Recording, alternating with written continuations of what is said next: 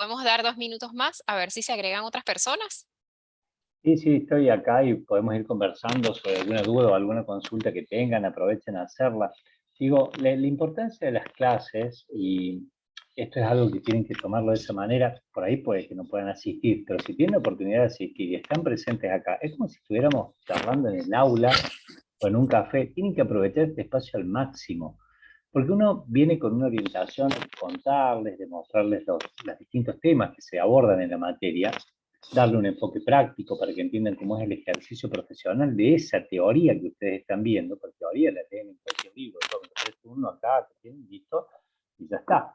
Pero lo importante es cómo lo bajamos, cómo lo llevamos al terreno, ¿no? El otro día hablábamos de agilidad en cuanto a Scrum, en cuanto a Kanban, como diferentes herramientas que uno podría aplicar. Cuando vamos a la práctica nos encontramos con escenarios de los más variados, y ahí viene nuestro desafío, ¿no? Entonces, en la teoría la aprendimos, pero acá es donde deberían aprovechar para sacarse todas las dudas que tengan. Así que cuando preguntamos, entendieron, comprendieron y queremos recuperar ese info, no es una pregunta retórica, es que ustedes aprovechen este espacio. Yo hoy tengo pensado poder abordarles y darles en este espacio todas estas herramientas de UML aplicadas en el análisis y en el diseño, que hemos venido abordando las diferentes etapas por las cuales atraviesa el desarrollo de software dentro de un sistema de información.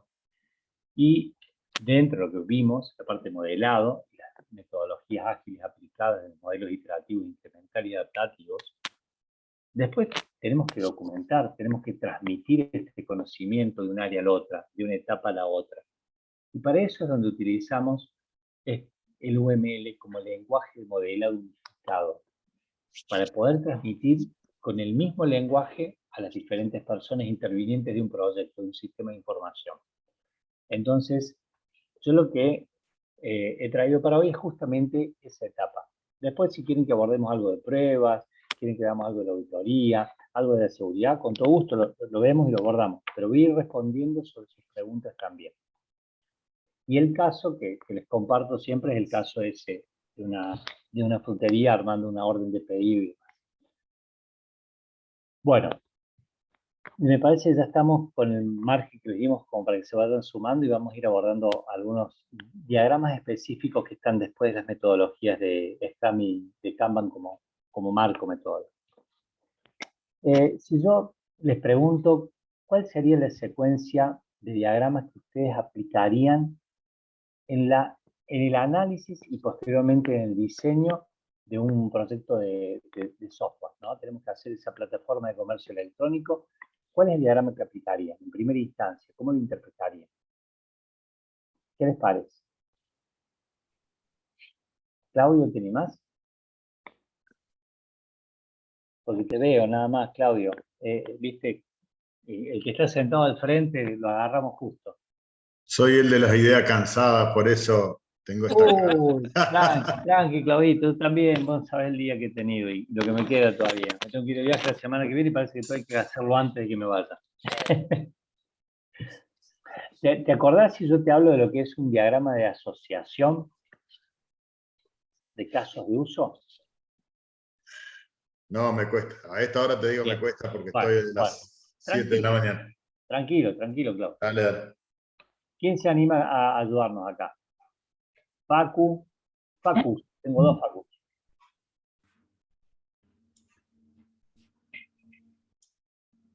¿Te anima alguno o no?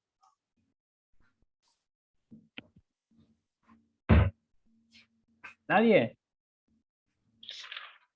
Ahí se logra ver la pantalla que les estoy mostrando, el Word. Sí, profe. Bien, ¿se acuerdan de los requerimientos funcionales? ¿Se acuerdan de esa parte que habíamos identificado diferentes tipos de requerimientos, funcionales, no funcionales? ¿Sí? ¿Y qué viene después de identificar un requerimiento? Yo agarro y tomo el requerimiento registrar clientes o el requerimiento registrar la venta. ¿Qué viene después de eso? ¿Qué tenemos que hacer?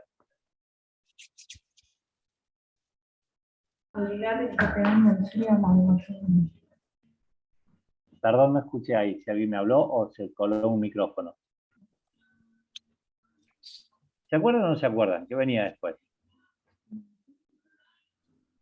Un diagrama de asociación de casos de uso. ¿Qué era?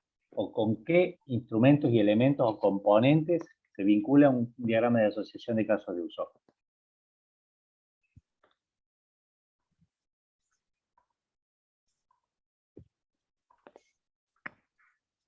¿El actor se acuerdan o no?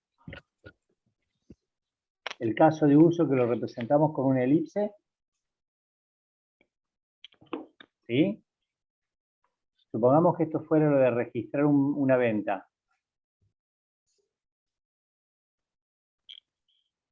¿Recordamos o no?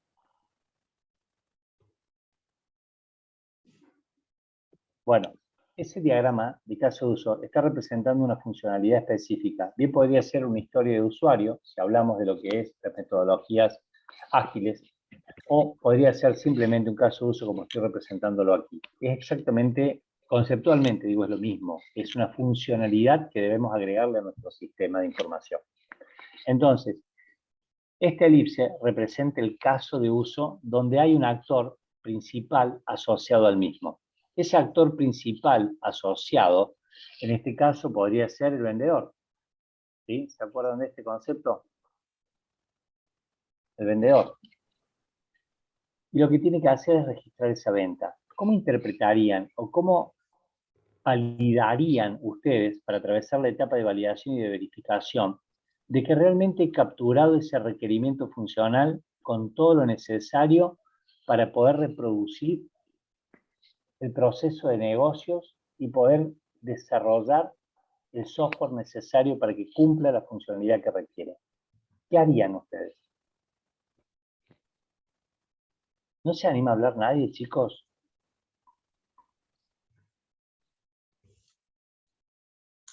¿Qué es lo primero que harían?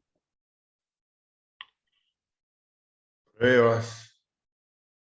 Y antes que la prueba, porque si no puedo probar, no, es porque no tengo algo que esté funcionando. Yo voy a probar cuando tenga algo que está funcionando. Ok. ¿Sí? Entonces tengo que armar un prototipo. Tengo que validar esa idea. Tengo que prototiparla. Ahí les estoy mostrando un prototipo cualquiera. En este caso, un comprobante de venta podría ser tranquilamente. Donde yo estoy diciendo que tiene que tener, por ejemplo, la fecha del comprobante. Yo podría decir que esa fecha del comprobante está tomada, ¿sí?, de la fecha del sistema, y solamente puedo hacer un comprobante que tenga la fecha del sistema y no pueda ser modificada. O podría definir que esa fecha se va a tomar del sistema, pero podría ser modificada a una fecha anterior a la de hoy, no más de 48 horas. ¿Sí? Estoy definiendo reglas de comportamiento que después van a alimentar los casos de prueba. Si yo no defino esto, los casos de prueba no lo voy a poder hacer basado en esto. Los criterios de aceptación de un caso de uso se apoyan en toda esta captura de requerimientos, que es propiamente la etapa del análisis. La captura de ese requerimiento funcional no es solo de decir el registro de venta, sino es poder acompañarlo de todo lo necesario para que ese comportamiento sea correcto. ¿Mm? A ver si entiendo. Básicamente hablamos de diseñarlo en un supuesto, porque por ahí me pongo muy en foco de un desarrollo ya arrancado. Esto es previo a desarrollar cualquier cosa. Esto es previo a desarrollar cualquier cosa. Okay. Supongamos, Claudio, que fuera algo que está desarrollado. Está bien tu planteo. Es algo que ya está desarrollado y sería una mejora. Alguien viene y dice, che, quiero mejorar esto. Bueno, voy a tomar el prototipo viejo y le voy a decir, bueno, ¿qué querés mejorar de esto? ¿Qué comportamiento nuevo tendría que haber? Porque si me está pidiendo que lo cambie es por algo. ¿Bien? Bien. En este caso, y lo normal del desarrollo de un sistema de información nuevo, no tengo ese prototipo. Lo diseño, lo prototipo, como se dice, ¿no? Diseño yo esa interfaz. Y no me importa. Es el libro antes de la película. Exactamente, es el guión. Bien. Es el guión, ¿no? Este guión, che, yo le digo la capa de cebolla, no hay nada atrás, ¿eh? Una capita hacia afuera. Va a ser esto, va a tener el número de comprobante. ¿Y cómo es el número de comprobante? Bueno, el número de comprobante viene dado por una secuencia numérica, incremental, no repetitiva, única, que hace único el documento. Ah, qué bueno, ya estoy pensando que mi base de datos va a tener una clave única primaria que va a ser el número de comprobante, por ejemplo. Claro. Eso me alimenta esa información. Bueno, sí, pero para hacerlo necesito cargar el ID del cliente, el código del cliente. Entonces el cliente debería existir ya en mi base para yo poder traer sus datos. ¿Sí? ¿Qué me tiene que traer? El nombre, el domicilio, la condición de la AFIP, el número de quit y todo lo que sea pertinente a ese comprobante. ¿Ok? Ahora, ¿qué pasaría si el cliente no estuviera dado de alta en el sistema? Ese cliente no se encuentra en la base de datos. ¿Qué podría ocurrir?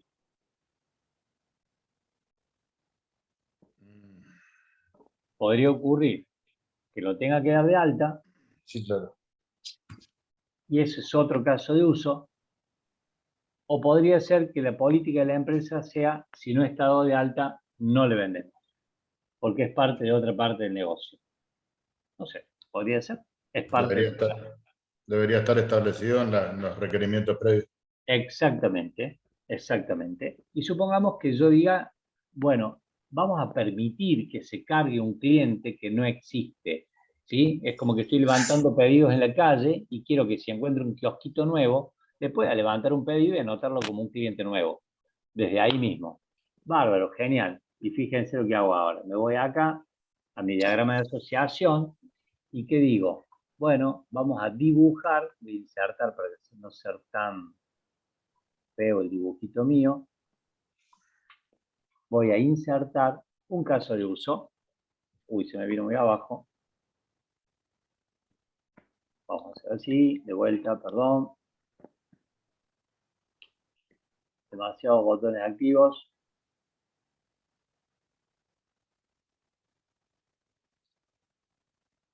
¿Sí? Y lo voy a vincular a este. Entonces, eso que es registrar un cliente, es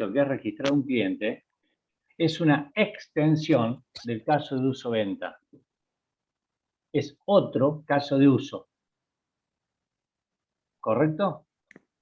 Ahora, ya no me dedico a seguir con eso. Ya está, es una asociación a otro caso de uso que tendrá otro prototipo, que tendrá otro comportamiento y que tendrá otros diagramas asociados. ¿Bien? Entonces, sigo con este. Bárbaro, genero el ID del cliente, muestro los datos y empiezo a cargar un producto. ¿Qué artículo es? La descripción del producto, la cantidad que va a llevar. Me va a traer el precio neto de la base, me va a mostrar el subtotal, que es un producto entre la cantidad y el precio. Me va a hacer los cálculos de los impuestos que están ahí abajo, su total, impuesto, total, y ese es mi prototipo. ¿Y dónde escribo todo eso? Acá, en la ficha del caso de uso. Diagrama de asociación, ficha del caso. La ficha del caso, ¿qué contiene? Bueno, el actor principal, el vendedor. El objetivo, registrar una venta. ¿Cuál es el disparador o las precondiciones que yo tengo? La existencia del cliente, la existencia de los productos, que haya stock disponible para la venta.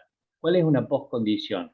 Que se grabe la venta en la base de datos, que descuente el stock en la tabla de artículos. Y esas son mis postcondiciones.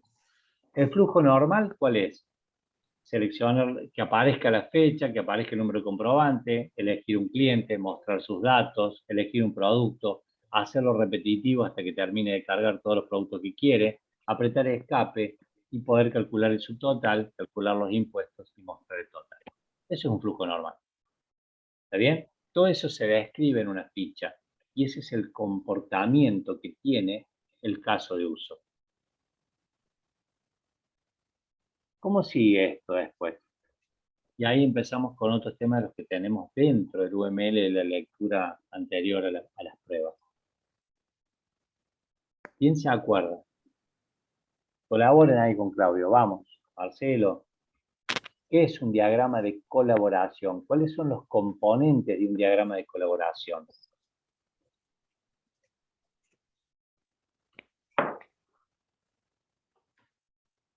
Ninguno escribió nada por lo que estoy viendo. ¿Están viendo ahí mi pantalla? Sí, profe. Ahí estamos viendo un diagrama de colaboración que representa el comportamiento de esto. Y eso lo tienen ustedes en las lecturas.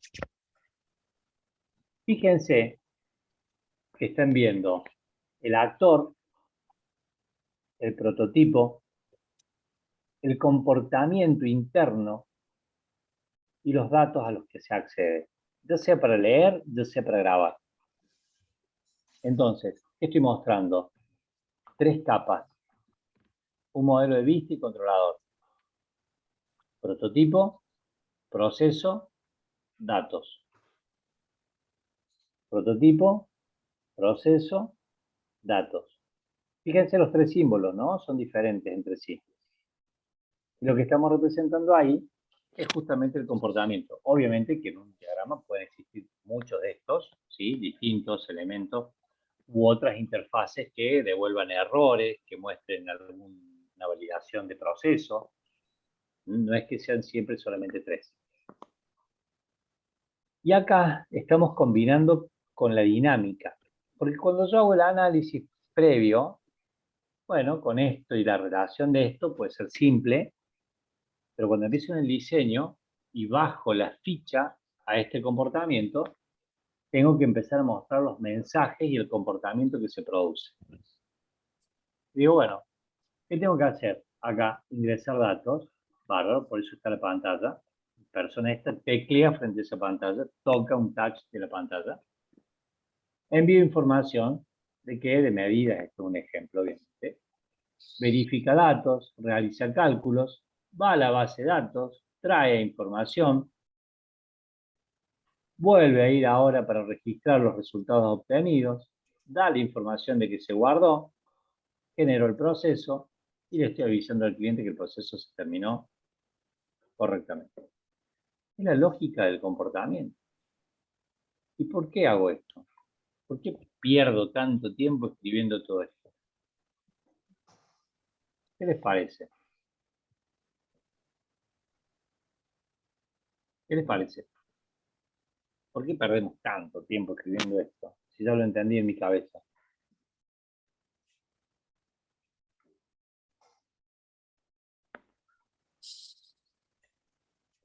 A ver ahí que nos han escrito. Para comunicar al equipo, claro, Facu. Habilita el micro, tranqui. Para comunicar, porque yo tengo que transmitir este conocimiento del análisis al desarrollo. Y el documento de análisis me va a servir no solo para el desarrollo, sino para el equipo de QA, para que defina las pruebas. Entonces, cuando yo empiezo a definir las pruebas de comportamiento, de integración, de performance, etc., yo necesito tener esa información previamente. Entonces, vuelvo a mi caso. ¿Qué tengo que construir acá? ¿Qué tengo que hacer acá? Y bueno, tendré que insertar ahora los diferentes actores o dibujos que me permitan representar a mí el diagrama. ¿Sí? Yo en este estoy, bueno, con un Word, no voy a tener todos los iconitos que correspondan formalmente, ¿sí? Pero deberíamos definir una interfaz, deberíamos definir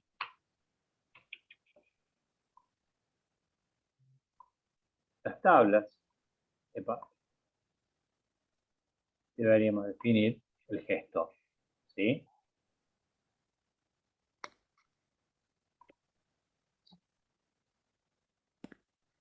Si es una interfaz, tiene ese simbolito pegado. Si es un gestor, tiene como la flechita que da vuelta. Y si es una tabla, tiene la base ahí abajo. El caminito es esto. El comportamiento que se produce ahí. Lo puedo representar como les estoy mostrando en la pantalla, o lo puedo representar como un diagrama de secuencia, que es eso que están viendo ustedes aquí en pantalla. Ahí les muestro otro. Esos son los diagramas que uno puede utilizar. ¿Sí? Fíjense cómo tenemos los comportamientos, lo que se hace, lo que se valida, lo que se busca, lo que se toma, lo que se trae, y lo que informo a la pantalla. ¿Me van siguiendo? Claudio, ¿se comprende? A pesar del cansancio. Sí, sí. ¿Qué pasaría después de tener todo este comportamiento que obviamente nos está viniendo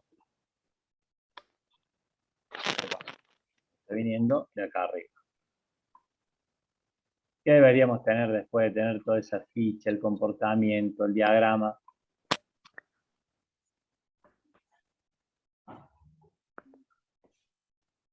¿Qué es esto que tengo escrito ahí? Diagrama de relación. ¿Qué es? ¿Qué representa un diagrama de relación?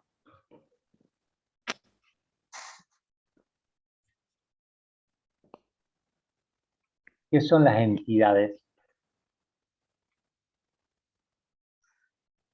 Objetos o eventos de los cuales se recolecta información.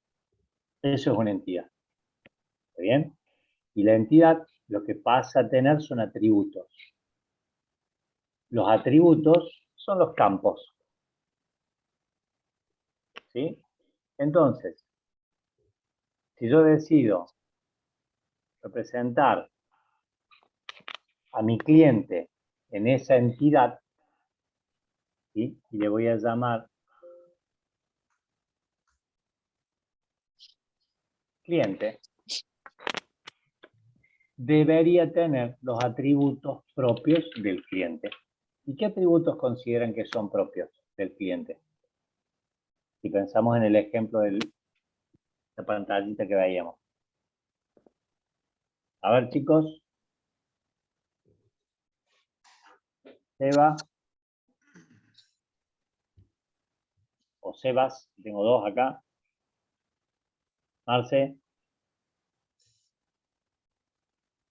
ID, nombre, mail, dirección. Muy bien, correcto.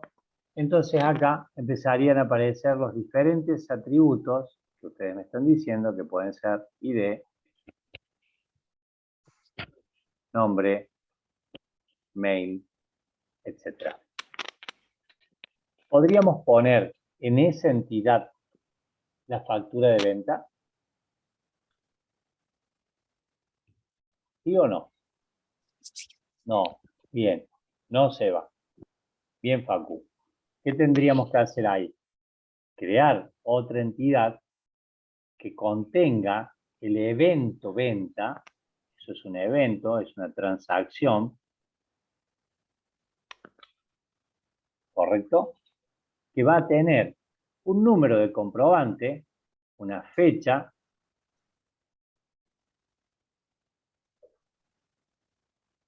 número, fecha, y va a tener que tener un ID de cliente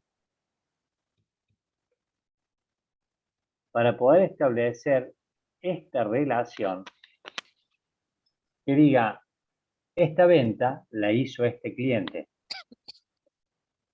Y esa es la manera en la que empiezo a vincular y establecer las relaciones entre las entidades. En la venta, entre otros atributos que podría tener, tendría el total de esa venta en particular. Ahora, lo que no debería tener ahí sería el detalle de la venta. El detalle de la venta sería los ítems que tiene adentro, ¿no?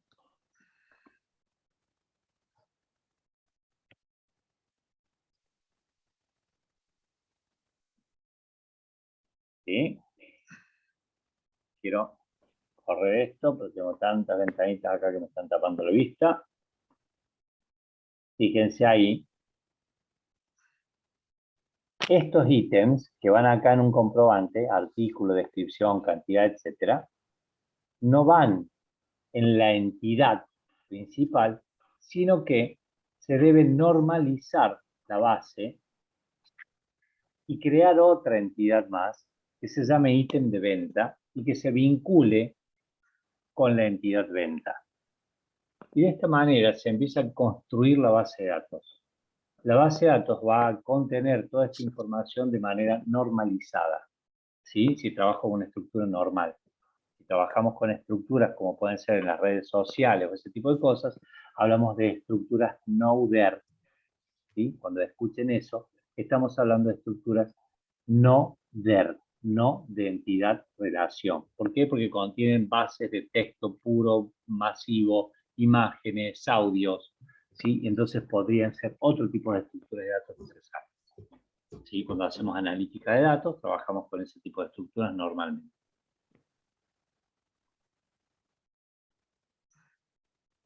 Bien, vamos por acá.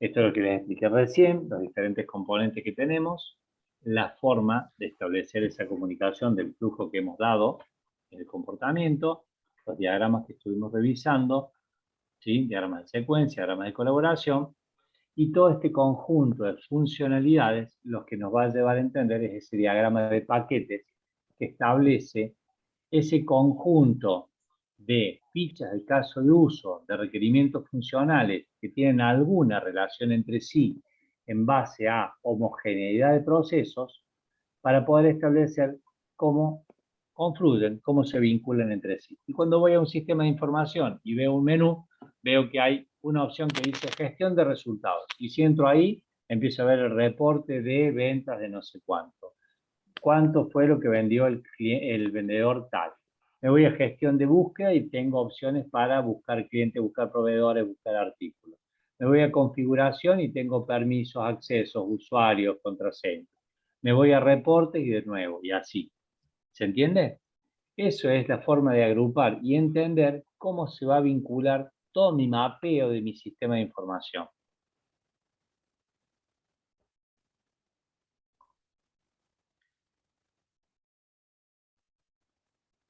Preguntas, por favor, dudas que tengan de lo que han leído, de la actividad que están haciendo. Quiero ayudarlos a contestar y resolver esas inquietudes que tienen.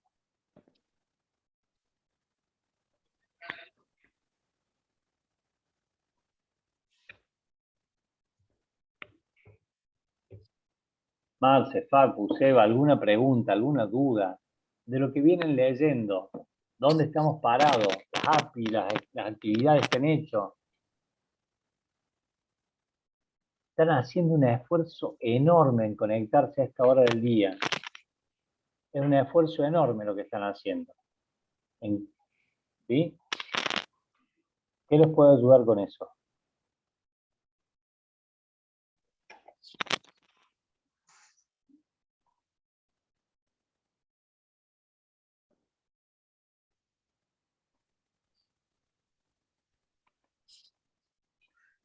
Bueno, les sigo mostrando entonces algunos elementos más que ustedes tienen en las lecturas. ¿Qué estamos viendo ahí?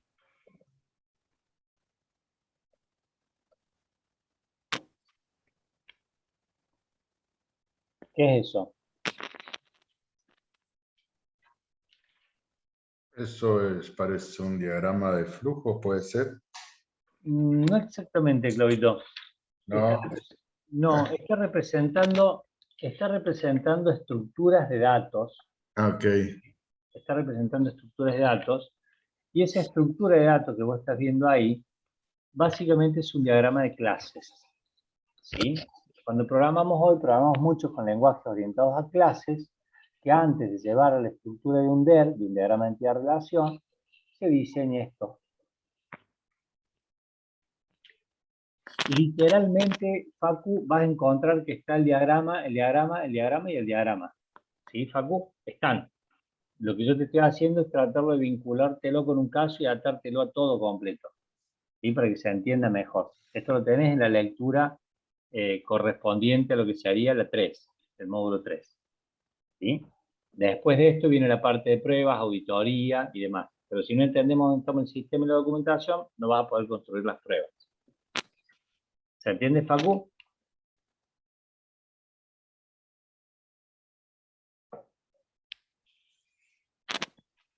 Bien.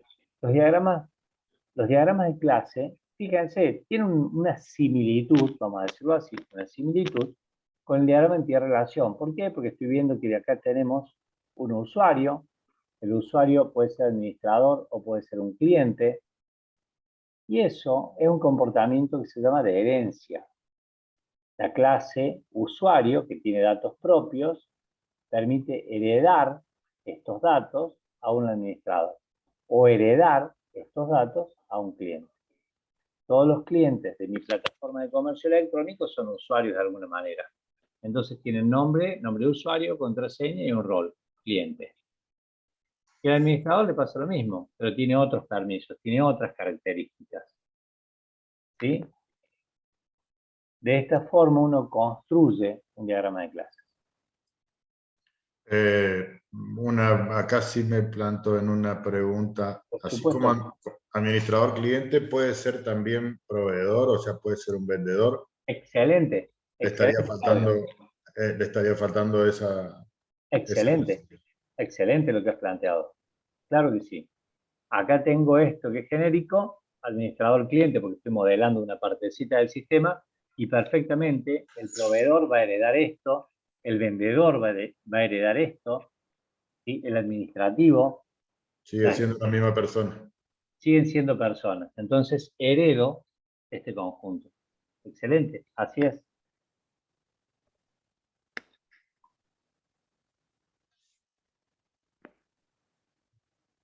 Bien. Bueno, sobre clases no los voy a volver loco porque, digo, hay un material muchísimo para hablar de asociaciones, de herencias, de colaboración, que son las formas en las que se relacionan. Pero ¿qué es lo importante que ustedes tienen que saber? Uno identifica estas clases, ¿sí? Persona, la clase factura, la clase catálogo, la clase producto, y tienen atributos. Y esos atributos tienen comportamientos. Están acá. Que si recuerdan, cuando mostraba el diagrama de secuencia, ustedes veían que había comportamientos, buscar, mostrar, caer, y acá los encontramos. Crear, destruir, encontrar. ¿Bien?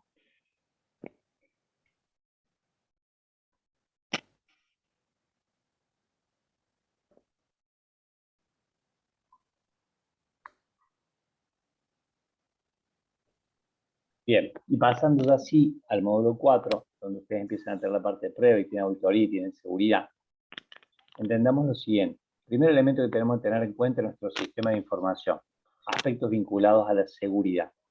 ¿Qué tipo de seguridad les parece que tenemos que considerar o tener en cuenta de acuerdo a lo que han leído?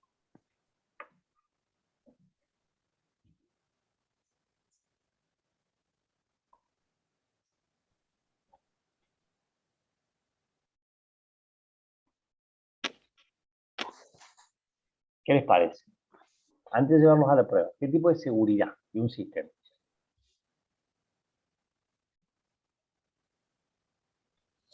Seguridad lógica, seguridad física. ¿Qué sería una seguridad física de un sistema de información?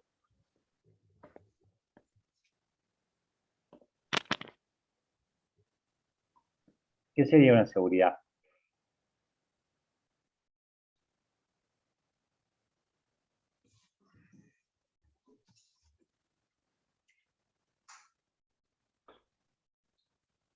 ¿De qué trata el módulo 4? Control, seguridad y auditoría. ¿Sí? ¿Qué les parece que tenemos que proteger? ¿Los equipos? La información es lo principal. La información es lo principal. Entonces tenemos seguridad, los datos, como pone ahí Facu también. Seguridad lógica, ¿verdad? Tenemos que preservar esa información, tenemos que salvaguardar esa información. ¿Y cómo vamos a hacer? ¿Cómo la vamos a proteger? ¿Cómo vamos a proteger esa información? Tenemos que identificar qué vulnerabilidades hay, qué riesgos y qué amenazas de perder esa información. ¿Bien? ¿Y qué puede ser una vulnerabilidad en mi empresa para perder los datos?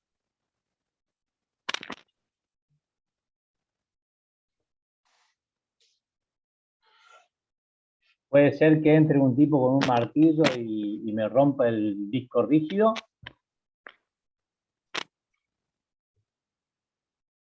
Se han contado casos. ¿Por qué no? Sí, sí. ¿Ah? Entonces tengo que tener una seguridad física del lugar, del espacio donde lo estoy guardando, donde está el data center, donde están los permisos de acceso. Obviamente cuando vemos una pyme, vemos que tiene la notebook arriba del escritorio y pasa uno y me lleva la notebook. ¿Está bien? Pero vayan, entren en el centro de cómputos de Google, entren en un centro de cómputos crítico. Hay un proceso de seguridad física donde yo estoy protegiendo mis activos. ¿Está bien? Los datos que están en la nube, al fin y al cabo, están en un lugar físico. Ese lugar físico puede no ser tuyo porque estoy transfiriendo el riesgo. ¿A dónde? A Google, a Azure, a Amazon, porque la nube es eso. Es otro lugar de almacenamiento, pero no es que esté en el éter, está en un lugar físico. Hay alguien que lo tiene. ¿Se entiende? Exactamente. Y ese es el proceso y el concepto de la nube. Yo cuando digo lo meto en la nube, es porque lo estoy transfiriendo los problemas a otro. Los riesgos de mis activos importantes los estoy poniendo en manos de un especialista que está protegiendo esos datos míos. Si yo creo que no me los lee, ¿no? Y no me los usa. ¿Se comprende la idea, chicos? Entonces, cuando tenemos que empezar a entender, tenemos que ver todo este concepto de que ese sistema de información que empezó diseñándose para que resuelva un problema de una venta, donde voy a guardar los datos de mi cliente, donde está la parte económica de mi empresa, donde figuran ahí las deudas que tienen, los manejos bancarios, termina siendo información crucial. Y esa información crucial requiere ser protegida, y esa protección tiene que estar dado desde diferentes órdenes, cuestiones físicas y cuestiones lógicas, y eso hace a vulnerabilidad. Ese análisis de vulnerabilidad, ustedes tienen que tratar de encontrar cuál es ese riesgo aceptable que uno va a tener y cuál es ese riesgo residual que va a tener. ¿Por qué? Uno podría decir que el riesgo puede ser cero. Podemos decir que podemos, ya te contesto eso. ¿Podríamos decir que yo puedo llevar el escenario a riesgo cero? ¿Les parece que sí o que no? No. No, riesgo cero es prácticamente imposible conseguir un riesgo cero. ¿Sí? Económica y técnicamente hablando de eso. Entonces, ¿qué tenemos que pensar? Bueno, ¿cuál es lo aceptable que yo tengo? Yo pregunto, ¿estaríamos dispuestos a perder nuestra base de datos con la información de los últimos 5 años? ¿La información de los últimos 30 días? ¿La información de ayer? Y si me empiezo a parar en diferentes tipos de negocios, probablemente la aceptación de ese riesgo, siendo el mismo riesgo, sea diferente. Porque si yo soy una pyme chiquitita de un pueblo, perder los últimos 2 días, y bueno, los cargo de nuevo, los tengo en un papel, me acuerdo, o no impacta significativamente. Ahora, ¿puedo perder una transacción comercial del sistema bancario? No, no es aceptable, ¿sí? Entonces ahí tengo que incrementar las barreras de seguridad, no solo físicas que acabamos de mencionar, sino también lógicas. ¿Sí? Y ahí empieza a jugar quizá lo que Facu ponía, no me equivoco, Facu, estaba por el nombre para arriba, ¿sí? Puede ser que la ley lo exija, la seguridad de datos sensibles. Claro, hay cuestiones que me restringe la ley y que me obliga a proteger, ¿sí? Hay países en donde las leyes le imponen multa a la empresa que los pierde. Entonces levantan su barrera de seguridad por exigencia de ley. ¿Mm? La otra es la privacidad, para no mezclar los aspectos Facu, ¿no? Que no los voy a divulgar, que no los voy a utilizar con otros fines que no sean para los cuales fueron provistos. ¿Mm? Entonces, tenemos que empezar a entender cuáles son los riesgos que tenemos, qué tipos de datos son los que tenemos que proteger, qué impacto podríamos tener sobre eso. Las pruebas van a ser el ver si el sistema funciona o no funciona bien. ¿Está bien? Y esas pruebas van a ser la aceptación o no del comportamiento del sistema. Pero también pueden estar relacionadas a tener pruebas sobre conceptos lógicos. Por ejemplo, ¿estoy controlando a los usuarios correctamente? La persona que entra con el permiso de administrador, ¿puede acceder a esta información? ¿El vendedor puede modificar este dato? Eso también son cuestiones propias de la seguridad, que después van a estar vinculadas a la auditoría que ustedes implementen sobre el sistema. El sistema de información está puesto en un equipo o en la nube, pero al fin y al cabo es un equipo, y tengo que validar todos esos elementos. Y es el mismo concepto de identificar el riesgo, ponderar ese riesgo y ver la acción que voy a definir. Un riesgo tiene dos variables muy importantes. Ustedes en este análisis no lo tienen, el material directamente digo, pero es una probabilidad de ocurrencia y un impacto de la ocurrencia de ese riesgo. ¿Sí? Un riesgo tiene una probabilidad de ocurrir alto o una probabilidad de ocurrir baja. ¿Sí? ¿Qué probabilidad tengo de que se me rompa el disco rígido de mi computadora? ¿Es alta o es baja? Y yo podría decir que es baja. Es raro que se me rompa un disco rígido. Ahora, ¿qué impacto tendría? Altísimo. La probabilidad es bajita, pero el impacto es muy alto. Entonces, sobre esos riesgos identificados y ponderados, como acabo de hacer, yo voy a tener que generar acciones. Si conozco el impacto se basa en eso, en probabilidad e impacto, ¿no? Si conozco ese impacto, voy a tomar acciones. Si yo pierdo el disco rígido, mi computadora no anda. Si no anda, no puedo poner el sistema en marcha. Si el sistema no se pone en marcha, no vendo, no facturo, no anda el e-commerce. Entonces, ¿qué voy a hacer frente a eso? Voy a tomar acciones. Voy a planificar acciones que me permitan a mí reducir el impacto del riesgo, que no ocurra, transferirlo, y ahí ponemos lo de la cloud, ¿no? La nube, cloud. Y digo, bárbaro, como esto no quiero que me pase, no voy a tener los datos yo, los voy a poner en la nube y voy a correr un programa que esté en la nube. Y voy a tener que tener cuidado, seguridad lógica, que no accedan y que no me roben esa información. El problema de la información es que me la roban y no la detecte. Eso sería crítico. Es como sacarme una foto y me llevan el alma, pero no me llevan el cuerpo. ¿Sí? No lo detecto. Ese es el robo más peligroso. ¿Sí? Pues se me llevan la base de datos y yo no me entero. ¿Se entienden las ideas, chicos? ¿Sí? Sí.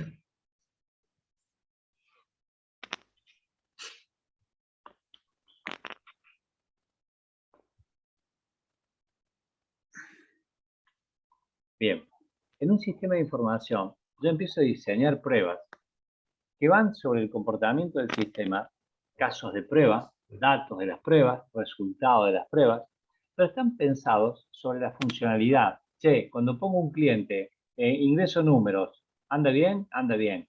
Y si ingreso letras, no, me da error. ¿Está bien? Está bien. Cuando pongo este número de cliente, ¿me devuelve el cliente que es? Cuando le pido el saldo, ¿me muestra el saldo que corresponde mostrar? Estoy hablando de problemas de consistencia y de congruencia de información. La consistencia es que si el dato es numérico y puso un dato numérico dentro del rango comprendido, y la congruencia va a estar dada por la lógica de si el saldo que está mostrando es lo que debe mostrar.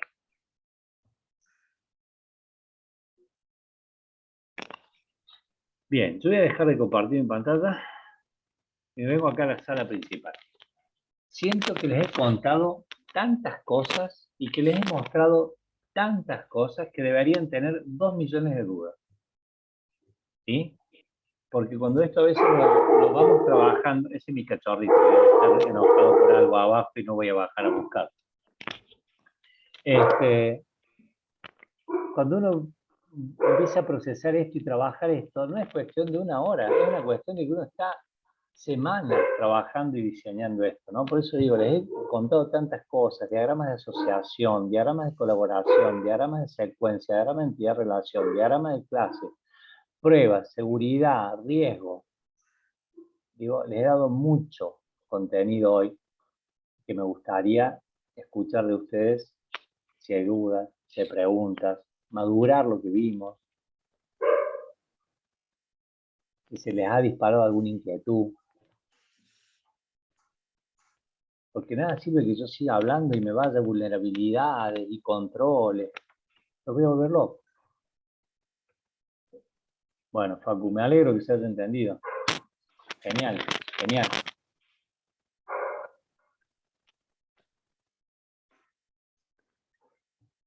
Yo pienso que las dudas no son muy pocas. El problema es, por ahí, está buena la clase y las explicaciones, pero yo vuelo, me pongo a pensar en, más allá de la hipótesis, ya en casos prácticos. Entonces, pienso en la parte de desarrollo, pienso en el diseño.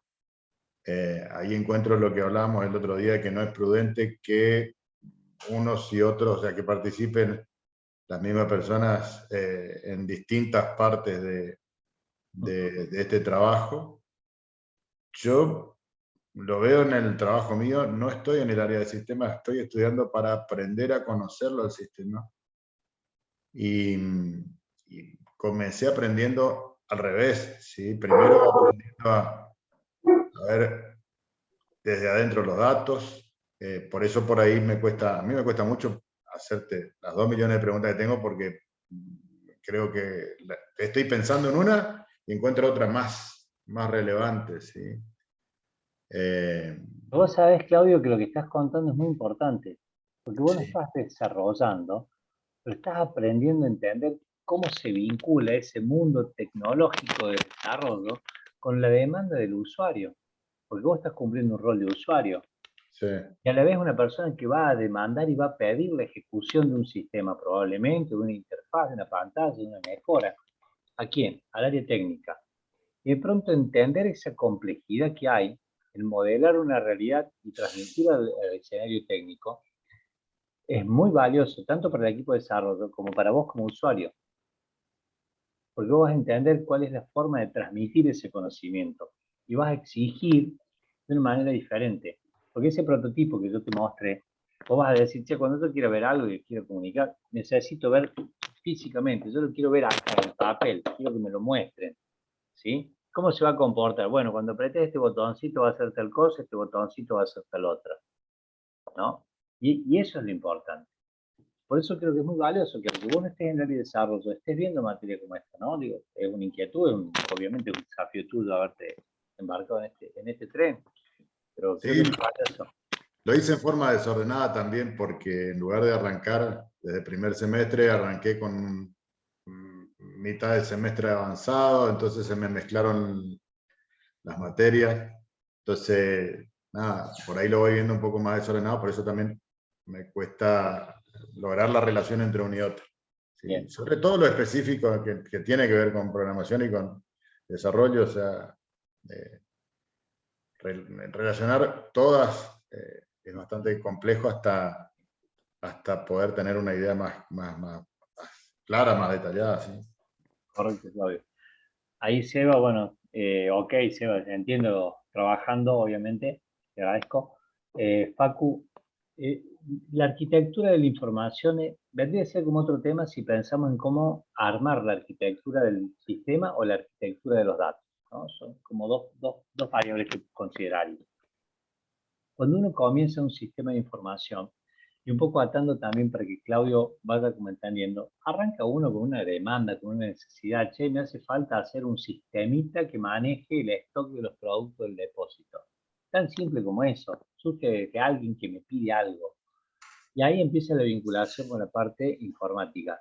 Y viene un analista del sistema y va a tratar de entender y modelar esa realidad compleja. Bueno, pero ¿cómo es tu depósito? ¿Qué productos manejas? ¿Cómo son los volúmenes de stock? ¿Cuál es el punto mínimo de reposición? ¿Cómo entra la mercadería y cómo sale? Digo, toda lógica de un negocio que puedo no entender. ¿Sí? Y después viene bajo a papel. ¿Sí? ¿Qué es lo que hay que hacer? Bueno, requerimiento funcional. Hay que hacer una carga de producto, hay que hacer una carga de stock, hay que hacer una salida de stock, hay que hacer un reporte de stock consumido. Bárbaro. ¿Estamos de acuerdo? Estamos de acuerdo. Vamos a hacer un prototipo. Te voy a dibujar la pantallita, cómo se van a ingresar los productos y cómo van a salir los productos. Genial, estamos de acuerdo. Paso siguiente, lo escribo técnicamente. ¿Para quién? Para los desarrolladores, que son flacos que aprendieron a programar en algún lenguaje, en Python, en Java, en .NET, no importa. Y les voy a transmitir el conocimiento del negocio que yo relevé como analista del sistema, de ese sistema de información, y se le voy a decir, bueno, ahora tiene que hacer este programita. Y tiene estos datos con estos atributos que se relacionan de esta manera y que se deben comportar de esta forma. Paralelamente, viene otro flaco que es un QA, que es en the testing, y agarra y dice, bueno, a ver, para ver si esto anda bien y el que quería manejar el stock funciona, vamos a probar el sistema cargando un código y que muestre la descripción y que muestre el stock real. Y vamos a cargar esto otro para que haga tal cosa. Y vamos a probar de esta otra manera. Y está definiendo los casos de prueba. Y los va a probar antes de que lo ponga en marcha. Y ahí atamos todo el hilo. Está la estructura de datos por abajo, el desarrollo, el análisis y el cliente. Y todo esto es lo que compuso mi sistema de información, manejo esto. Por eso cuando hablamos de la arquitectura de la información, puedo hablar de la arquitectura de los datos o puedo hablar de la arquitectura del software. Che, ¿cómo vamos a diseñar esto? Es una cuestión muy técnica, ¿no? Por eso no me voy a meter ahora porque es parte de eso. Pero sí, nosotros hacemos arquitectura del sistema antes de empezar a diseñarlo. Porque no es lo mismo manejar el stock de la pyme de la esquina o manejar el stock de Arcor o manejar el stock de otro negocio, de Mercado Libre. Son arquitecturas diferentes que requieren performance y respuestas diferentes. Bueno, gente, creo que estamos. Si hay otras preguntas, con todo gusto yo sigo contestando. Sí, una más social que Sí. específica. Porque todo esto me hace ver, o sea, esto está pensado en equipos de desarrollo, en una empresa de software. Y lo que yo puedo haber visto desde mi trabajo y desde lo que rodea la actividad en la que trabajo, es que todo eso casi no existe en el mercado diario muchas veces, ¿sí? Se ve a alguien que es desarrollador y que te dice, el diseñador, y el diseñador, viste, es alguien que hace lindos dibujos, pero yo te hago todo. ¿Sí? Y después... Estás describiendo la vida. Exacto. Y lo cierto es que, así como decir, bueno, desarrollo para controlar esto. Y la verdad es que, por lo menos de la forma que a mí me gusta trabajar, aprendí a trabajar siempre, es que vos pedís algo, te da un resultado, indefectiblemente, eso te va pidiendo más cosas. O sea, nada, manejaste stock, después un día querés agregarle qué índice de incremento de precio puedes usar según proveedor, producto. Pero sí, como decía, en la calle habitualmente la pyme o la mediana empresa, o el emprendedor o los negocios, como te digo, más en el interior, aparece lo que se llama, el programador te resuelve todo. Bueno, es una realidad, Claudio, lo que vos estás planteando de lo que suele pasar. Vos me preguntas a mí cómo empezaste, te voy a hablar de hace 40 años, y yo era el chico de la computadora. Había recibido ingeniero, pero era el chico de la computadora. Yo tenía que resolver todo, desde conectar dos cables hasta entender lo que hacía falta, programarlo y preparar el café. Porque ese era el modelo. Y hoy te vas al interior y te va a pasar lo mismo. Sí, sí. Va a haber alguien que se formó como desarrollador y te va a hacer todo. Ahora, es importante entender que en la vida real trabajamos también de manera interdisciplinaria. Y cuando es algo muy típico lo que vos dijiste. Yo te hago todo, yo te resuelvo todo. Y eso creo que es un error, porque el diseñador sabe hacer un buen diseño. El analista de datos sabe hacer un buen análisis de datos. El programador sabe hacer un buen programa. como que cada uno podría especializarse en algo. ¿Cuál pasa? Los costos.